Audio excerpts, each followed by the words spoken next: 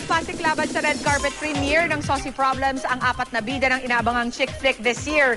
At kahapon naman, dinubog ang taunang Parade of the Stars ng Metro Manila Film Festival. Yan ang chika ni Nelson Canlas.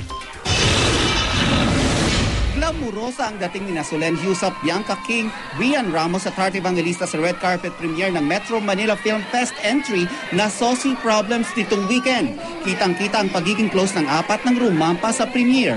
Proud na proud ang mga kikay na bida dahil mapapanood na rin sa wakas ang kanilang pinaghirapang chick flick. Dumating sa premiere ang boyfriend ni Rian na si Casey Montero. Sinuporta naman si Heart ni Senator Chisa Escudero at Senator Miriam Defensor Santiago.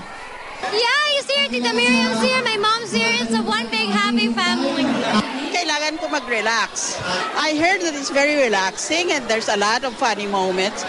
So I intend to laugh because the more I laugh, the more beautiful a person becomes. Regalo ito ng GMA Film sa mga manonood ng pelikulang Pilipino this Christmas.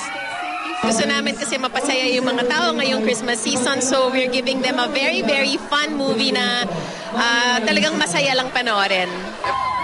Matapos ang premiere, sa MMFF Parade of Stars naman, inabangan ng Saucy Girls ng fans mula Quirino Grandstand hanggang Pasay. Dinumog din ang iba pang float ng mga kalahok na pelikula tulad ng Thy Womb, Shake, Rattle and Roll, El Presidente, Sister Racas, One More Try, The Strangers at syempre ang karosa ng Si Agimat, Si Enteng Kabisote at Si Ako.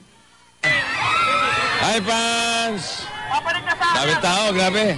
Basta excited kami ni Senator Bong at ni Juday. At itong pelikula to, pwede sa lahat ng miyembro ng pamilya. Maasahan nyo na mas malaki, mas maganda at mas masaya ang pelikula natin ngayon. Nelson Canlas updated sa Showbiz Happenings.